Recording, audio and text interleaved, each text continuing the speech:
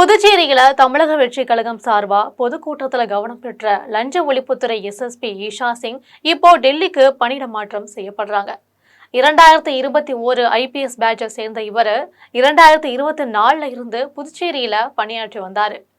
கரூர் நடந்த தவேக கூட்டத்துல ஏற்பட்ட நெரிசல்ல 41 பேர் சிக்கி பலியான பிறகு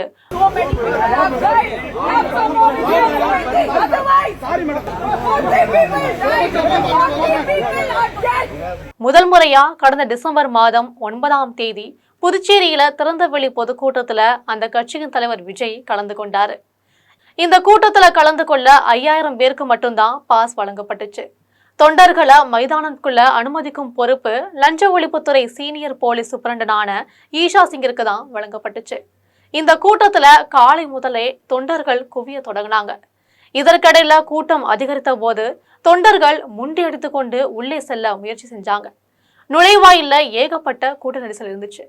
அப்போ தவேக பொதுச் செயலாளர் Bussy Anand senior police superintendent Esha Singh கிட்ட என்ன சொன்னாங்கன்னா, மைதானத்துல ஏராளமான இடம் இருக்கு, பாஸ் இல்லாத தொண்டர்களையும் உள்ள அனுமதிங்க அப்படின்னு கேட்டிருக்காரு.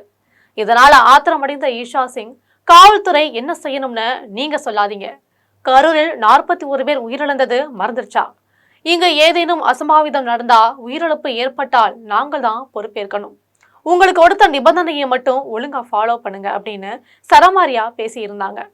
தனி ஆளாக நின்று ஆவேசமா பேசின இவரோட வீடியோ சமூக வலைதளத்துல பயங்கரமா வைரலாச்சு. பெரிய விபத்துக்கு பிறகு நடந்த இந்த புதுவை கூட்டத்துல எந்தவித அசம்பாவிதமும் ஏற்படாம சிறப்பா செயல்பட்டதா அனைத்து தரப்பினரின் பாராட்டுகளை பெற்றவர் ஈஷா சிங். இதற்கு மேலும் ஈஷா சிங்க புதுவை உள்துறை அமைச்சர் நமச்சிவாயம் நேர்ல சந்திச்சு பாராட்டு தெரிவிச்சிருக்காரு. அவருக்கு இன்ஸ்டாகிராம்ல பாராட்டுகள் குவிஞ்சிச்சு. இதனால அவர் உயர் போலீஸ் அதிகாரிகள் கோபத்திற்கு ஆளாகி இருப்பதாகவும் சொல்லப்படுது. இந்த சமயத்துலதான் தற்போது ஐபிஎஸ் அதிகாரி ஈஷா சிங் டெல்லிக்கு இடமாற்றம் செஞ்சிருக்காங்க. இதற்கான உத்தரவை மத்திய உள்துறை அமைச்சகம் தான் பிறப்பிச்சிருக்கு.